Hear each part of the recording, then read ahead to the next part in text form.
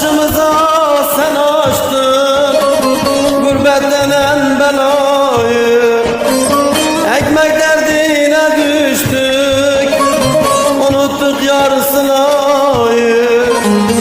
Buralardan gidelim, köyümüze dönelim, bırak katıksız olsun, yavan ekmek yiyelim. Ah buralardan gidelim, ay ay, köyümüze dönelim, bırak katıksız olsun, yavan ekmek yiyelim.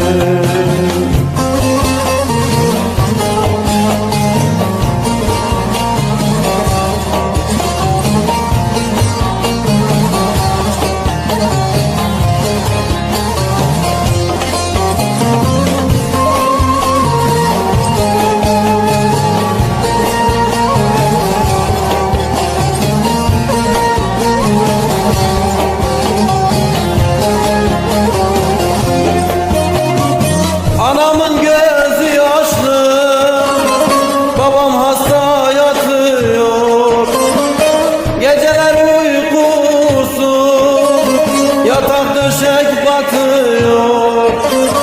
Anamın gözü yaşlı, babam hasta yatıyor, geceler uykusuz, yatak döşek batıyor.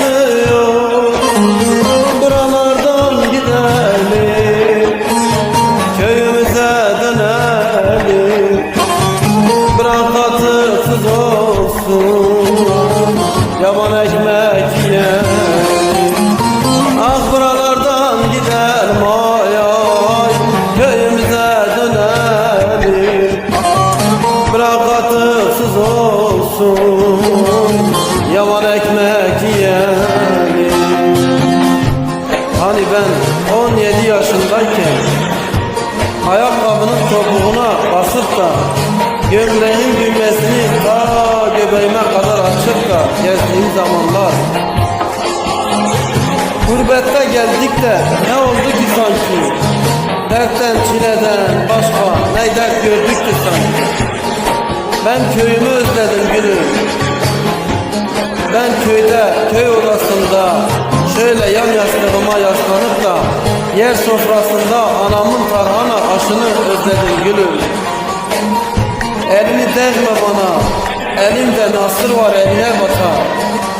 Ben de şehir değil, ben de parfüm değil, ben de köy değil, ben de toprak değil, ben de teze koklar gülüm.